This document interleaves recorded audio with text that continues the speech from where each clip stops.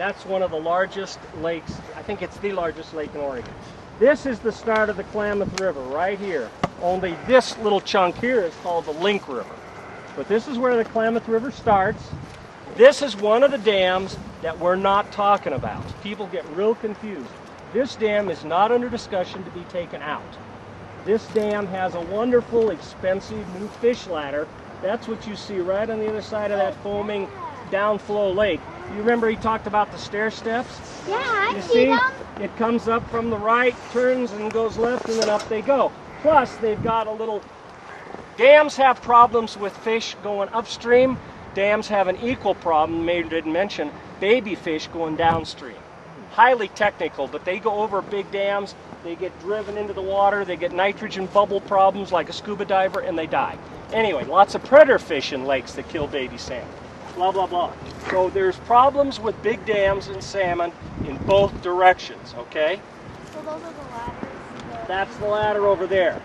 And then there's a tube there for taking baby fish out. I don't know how that works. Now, let's get started. So we have two dams that aren't being talked about at all. This is what we would call the Link River Dam. And then if you've ever been down by Keno, there's that dam there. Those two are not part of the discussion. This one in particular does a lot for flood control. So later I'm going to talk about this issue of we take those four out, we lose flood control capacity.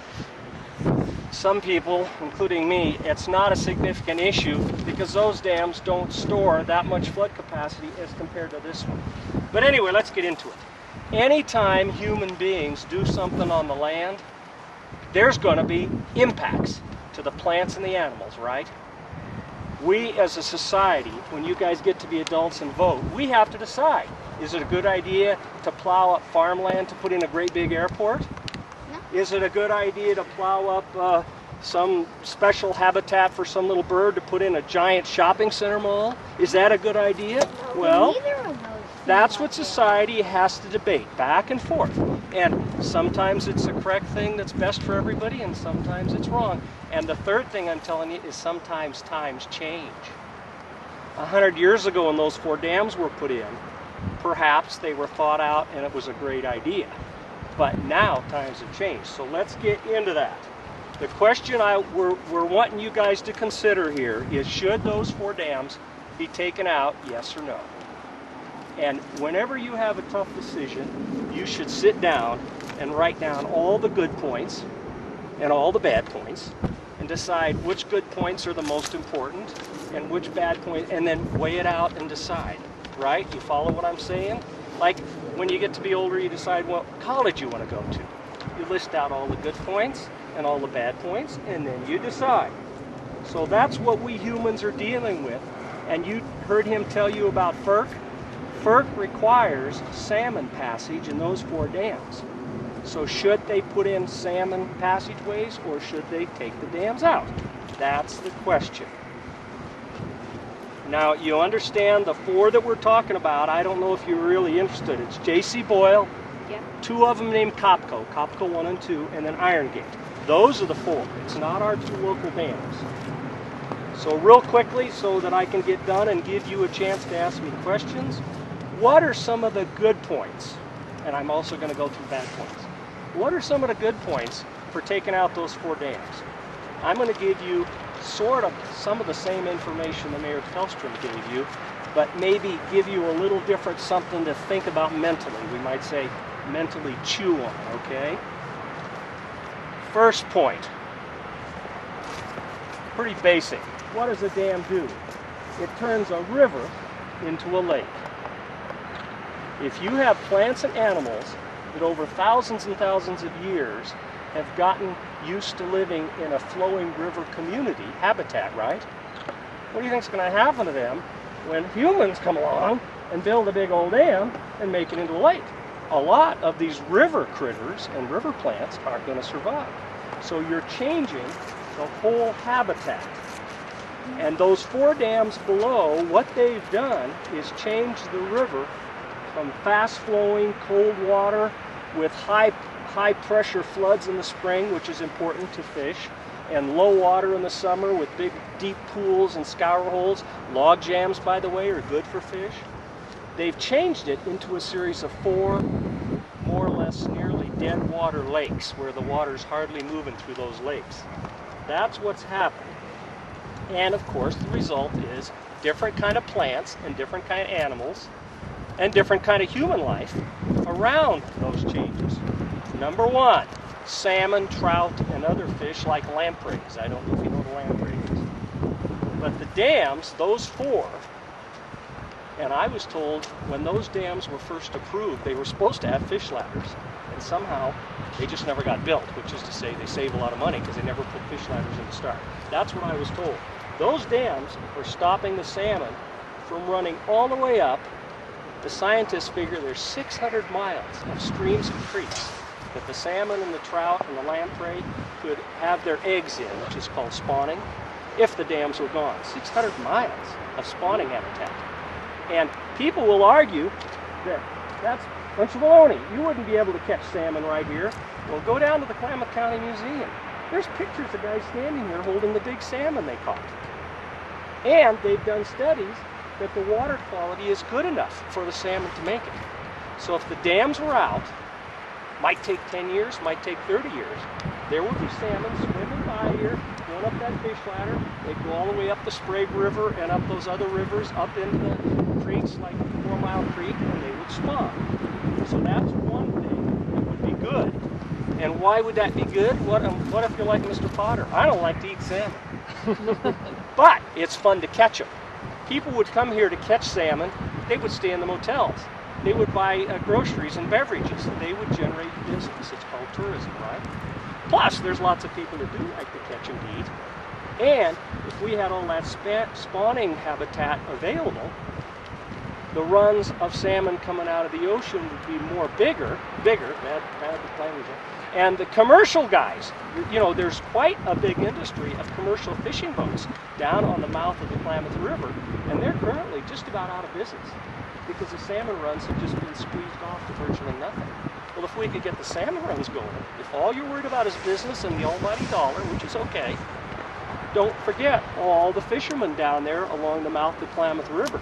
The Klamath River used to be one of the major salmon producers in the whole West Coast. I've heard that it was number 2 behind the Columbia River. Now, I don't know if that's true. But this Klamath River system used to be a big factory for salmon and other fish. So that's one thing that would be good if the 4 dams came out.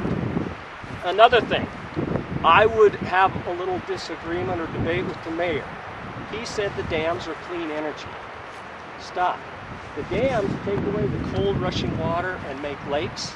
This California sunshine beats into those rocky canyons. What happens to water temperature? If I had time, I'd ask a question. The water temperature rises like crazy. Have you ever noticed all the pea soup algae that grows out here in the summertime? Well, a lot of our lakes get that, like Diamond Lake and whatnot. And those slackwater lakes down there get this toxic algae, and it gets so numerous, and those are water plants. Algae, you know, are a little plant that grows in the water. They produce so much poison that humans are told not to swim in those lakes in the summer. And like if your dog goes down and drinks that kind of water, it can poison your dog. And there's tremendously strong, massive of these toxic algae blooms on those pools because they get too hot right now. And that's not clean, is it? Guess what? Point number 3. They call that, by the way, you know what heat is called? Thermal. Did you know that? Thermal is heat. They call that thermal pollution. A second thing about the thermal pollution in those big water lakes is the high temperature causes little bacteria to grow. If you know what bacteria are, little organisms. These bacteria grow into the fish. They're called fish parasites. And again, I don't know, you know, all living things have parasites, but these particular fish parasites that we have down there in those lakes cause fish disease and fish die-off. Some studies have shown as much as 80% of the baby fish down there have this fish disease and they die because of the bacteria, because of warm water. Now, I've not seen it on these, but up on the Columbia River, another big factor is those baby fish don't have the current telling them to go downstream. So they sort of wander around in the big lakes, and there's a predator fish called a whitefish that just exploded in numbers. In fact, the government pays people on the Columbia River to catch whitefish just to get them out of there. And the whitefish eat the baby salmon. So that's another problem. The predatory fish like bass, bass eat little fish. The bass numbers will increase in those lakes, and they eat the baby salmon. So the thermal pollution has toxic algae, and it has bacteria that are poisonous. Number 3, when they flooded all that land into those big lakes behind those dams, they flooded out all the forest and the brushland. And many of those canyons in the olden days is where elk and deer would come down in the winter. That's called winter range. I know it's a fact up on the Snake River where I went to school, and I'm sure it's a factor down here. You flood that out, you've got a big lake full of water. You don't have the trees and the brush where the deer, the elk, the wild turkeys, and the birds would have lived. So that's another thing that's good if the dams were taken out. The last one, Mayor Kellstrom did hit. They've done studies. Your mom and dad, this guy right here, I get electric bill every month. It's cheaper for my electric bill if they take the dams out. Nobody is arguing that point. Nobody's arguing that. That's not a point of controversy. That's a point of dollars and cents. So if you're just worried about money, we'll have more business activity if we take the dams out, and we'll pay less for our electricity. Now, what are some of the bad points of taking those 4 dams out? Because you want to consider, remember what I said, you want to consider the goods and the bads on every decision. Yes, sir? It floods everywhere else and down below the dam at the same time. You mean if you took the dam out? Yeah. Okay, let me talk about that. I was reading some of the information online, and they're saying as long as these dams, this one particularly up above, and you don't know this, but that dam is run by the federal government, Bureau of Reclamation, and every fall and winter they take that lake down. Have you noticed how it goes way down? That's for flood storage in the spring, when the water comes gushing down out of Crater Lake Park and out of the Cascade Mountains. It's ready for it to go. So it floods in, fills the lake up. So the amount of flood storage is here, and the actual amount that's put out by those 4 dams down below is not that big a deal. It is flood storage, but it's a little flood storage. Now, back when they built the dams, which was nearly 100 years ago, as the mayor said, maybe that was a big issue. But today, if you really study it out, it's an issue, but is it the most important? Okay. Number 2 that I was going to tell you about. People down there, California, have built lakeside homes. They've spent their money to build a cabin right on the side of the lake, and whoa, they like that lake out there. And maybe when the toxic algae isn't so bad, they go swimming out there. But if the dams go out, are they going to have a lakeside house? So are they going to be angry? Yes, and I'm sorry. What do you think the farmer thinks when they pave over his farm field to put in a giant airport? Is the farmer going to be happy? No. So on these big projects, if it's good for society as a whole, it might not keep every individual happy. And that's called something that you have to compromise. Mayor Kellstrom was running the money. We have to compromise and work together, right? Okay, that's another bad point. You got to think about that. Now, I have a big thing here about the mud and the rock behind the dam. The mayor said that that is his personal real concern. My experience and what they're telling us, by the way, he said, and some of y'all kind of chimed in, that sediment get washed down is going to flood out and kill the salmon. It is a fact that guys that have college degrees in fisheries and salmon management, they're called fisheries biologists, they've done years of studies, and they said in the total picture scheme of things, given a little bit of time, the salmon are going to be better off for being able to run upstream. What happens with that sediment is, it sure is going to wash that mud down, but then in the fall and the winter, when the heavy rains come from rains and the runoff comes, it washes all that down and makes new gravel bars. It makes new gravel beds. It makes bends in the river. And the sediment that gets washed down redistributes itself. The heavy stuff falls out fast because it's heavy, right? The little fine stuff floats further downriver, and you get sandbars, you get gravel bars. It makes new habitat. Mother Nature flooded those rivers forever, and she was constantly moving sandbars. And the part of the reservoir that you're going to say is ugly mud, come back in here. You'll see wildflowers growing out there. You'll see grass growing out there. Come back in 2 years. It's called plant succession, which I'm sorry, that's a big word, but there's changes in plants over time. You come back in 5 years, you're going to see trees growing in there like alders and willows, you know, that like to grow next to water. They're going to be taller than your head. Come back in 15 years, you're going to see cottonwood trees. I worked below the Missouri River dams. Cottonwood trees, ash trees. You're going to see wild turkey. You're going to see deer. Does anybody in your family hunt? You're going to see deer. In the wintertime, you're going to see elk move down into these new forests and brush areas. If you know somebody that likes to watch birds for fun like me, that new forest that's going to grow up on those mud flats will be tremendous in like 20 years. I may not be around to see it, but you guys will be if you stay here. So sediment, most biologists that have done studies, given a couple years. Now, he was talking about that Condit Dam in Washington on the, I think it's the White Salmon River. And they're saying, oh, that's yucky. Look at that terrible sediment. Well, sure. The dam's only been cut open for what, like 3 weeks? You know, come back in 2 years and look at it.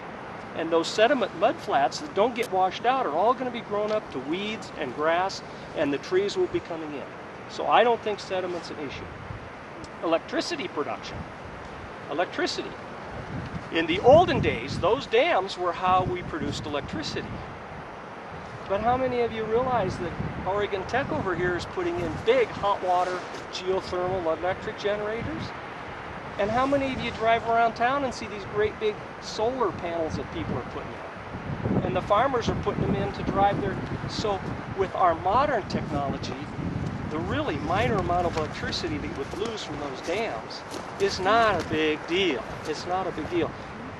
Mayor said that wind turbines kill birds. He's right. Some of the very first wind turbines that they put up on the ridges in California kill birds. For one thing, they put them right on the edge of the mountain where the hawks migrate through. They also turn real fast. The new ones, they put in different places. I even worked on that before I retired. Where to put those things out in the North Dakota prairie so they get wind and don't do so much damage. So the new technology, and he didn't mention bats by the way. Those wind turbines are a real concern for birds and bats. But they're thinking they can put a little whistle. The latest thinking is a little whistle can be put on those wind turbines. It's a high frequency that you and I can't hear, but the bats can hear it. And they're thinking that might solve that problem. So it takes time. Our new cars are smarter than our old cars, right? Our new wind generators are going to be smarter than the old ones. So when people tell you wind towers are bad, they kill birds. That's out of date thinking. That's not the modern thinking, okay? So let's come to a conclusion. With the information that I have and that I know and I'm able to give you, and things change, we would have more tourism. We would have more commercial fishing without the dams. We would have more salmon running up here for people to just have recreation fishing. We'd have better hunting down there. We'd have better bird watching. What about rafting? How many people, you know, people pay good money to get in a rubber raft and go down the river. I mean, I do that. That's more tourism, right? That's tourism dollars. And let's not forget the Native American culture. Now, there's several tribes that are for it, and there's one that's against it, and that's a long fight. I'll call you just a minute. But the Native American culture basically wants the dams out so the salmon and the eels can run up and they can catch them as part of their culture. So for all, and don't forget thermal pollution. Remember toxic algae and parasites that have diseases, fish diseases. If we get rid of the dams, we don't have thermal pollution. So all of that information tells me personally, not that I have a vote, I'm just like Mayor Kelson, I don't have a vote. But if you add up all of those pluses and minuses, I think it's a good thing to take the dams out. Yes, sir? Either way, if they take them out, keep them in, or restore them, it's going to cost money. So. Yes, that's correct.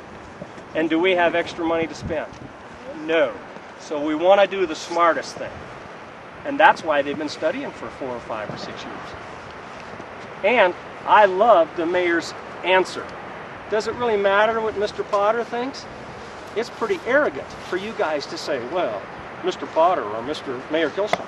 26 some organizations spent 5 years working it out, compromising. And they said the best thing is to have KBRA. And in order to have KBRA, did you catch that with the mayor? The dams have to come out. You can't say, I like salad, but I won't eat the spinach. If your mom gives you a salad, you got to eat all. That's what I'm saying. You got to have the good with the bad. And if you don't like the dams, I'm sorry, but the overall KBRA is important. And our community voted on KBRA. Do you know that? And our community voted on it. I believe it was maybe the last election, whenever. And it was close. But our community voted to support Klamath Basin Restoration Agreement. If it would have been an election, KBRA would have won. Questions? I threw it at you real fast. I started to tell you there's no easy answers, right guys? Whether we're talking a dam, a shopping center, an airport, there's no easy answers. Yes, sir. Sure. No. Well, I don't think we have salmon get up this far now. There's different salmon run at different times. They call them like spring Chinooks. They run in the spring. Let me tell you what I saw in Seattle. They were restoring the salmon into a big lake called Lake Washington. I had to work there because I was in the Coast Guard. The salmon would come in from the ocean. They have big locks. Do you know what a lock is, where the boats can go up? Okay, as soon as the downstream lock, the water was like 15 feet higher in the lock, and they would crack the lock open to release the water, and as soon as the water started making a little waterfall, the salmon would start jumping because they're stimulated, they're moving up. And in fact, they had restored that run, such a big deal, that the fisheries government allowed commercial boys to come into Lake Washington and start catching the salmon just because they didn't want them to die and have all these salmon on the rich people's beachfront in Lake Washington, dead salmon, because after they spawned, they died. And that was a big conflict too, because the water skiers didn't like the commercial fishermen. Anyway. Kind of like the Panama Canal. Yeah, that's right. Locks in the Panama Canal. If you're ever to Seattle, it's free. You can walk right down there. Hiram Chittum locks, and you can stand there and watch, like Deadliest Catch, the crab boats. Some of those crab boats go right by the lock, headed outbound into the Pacific Ocean. And you can stand right there and watch the locks fill up with water or go down, up and down. It's cool. Good. The little stream back, it's not really stream now where the salmon jump like into that stream where the bridge is that where is that like what the main canal is? The main canal that goes through Klamath Falls is probably bigger than these side canals. Okay. And if you're asking, you see that side canal over there that's got that little bridge? Yeah. What that does is it runs along, it's dug out by the olden days, and it goes way down to at the very end, and then it drops down a pipe and goes through that spinning turbine to make electricity. Oh, so this isn't where The fish would come up the main river. You see the main river's right there. But if you could look right below us, there's a canal, and you can look over there and see the other canal. Both of those canals were dug in the old days for the city to get electricity. And they take water down and then drop it through a pipe. And that's those things you see up when you start in on the other end by Fayetteville Museum.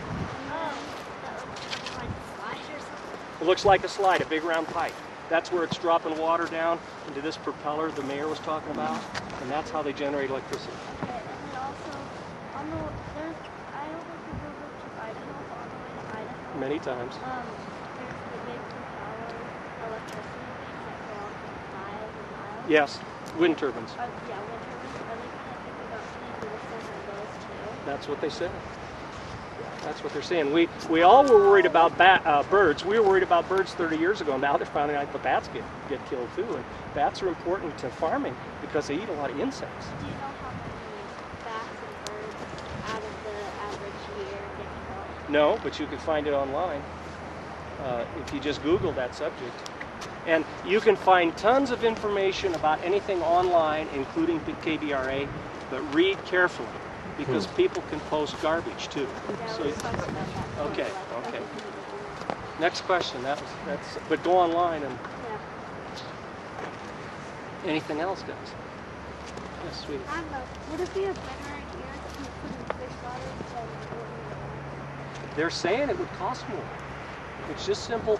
Pacific Power has done their studies, and what they're worried about, because they're a business, just like McDonald's, they're worried about their bottom line, profits and loss.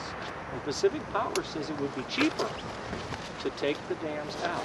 And in fact, we've been discussing the Condit Dam up on the White Sand River. That's exactly why they took that dam out, because it would cost too much to put in fish ladders. What if you didn't rely on if you didn't have money to delay, would it be a better idea to put in fish ladders? Well, if you put in the fish ladders, the mama and the papa salmon would make it up. Maybe they could spawn somewhere in a creek, then the baby fish got to make it down. Remember I talked about thermal pollution? You need to make a way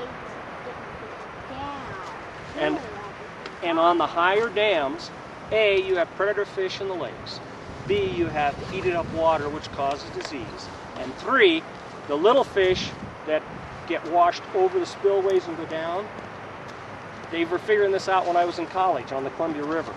The spill drives them down underwater so fast. Nitrogen is in a gas that we breathe. You know, the air we breathe is not just oxygen, it's nitrogen and other stuff. If you scuba dive and you come up too fast, you'll get the bends. That's nitrogen bubbling out into your bloodstream, getting into your joints, and it can kill you. The fish get the same thing. They get driven down deep real fast, and they pop to the surface, and the nitrogen comes out of their bloodstream and kills them. I've seen pictures of little fish with their eyes like popped out. So, fish ladders are great for the moms and dads going up, but they still have a major problem with the babies coming down in these big dams. And they haven't figured it out yet on the Columbia River, by the way. That's another big old biological problem.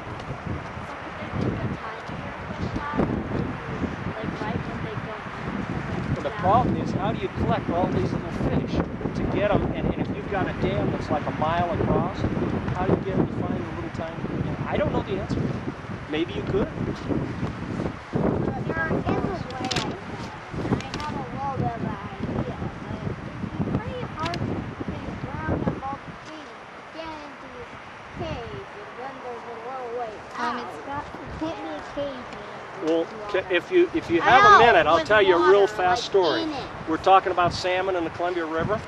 The salmon come up the river, get ready to go up the fish ladders. Now they got a problem with sea lions coming up the river from the ocean too, hanging out right at the mouth of the fish ladders and eating the salmon like crazy.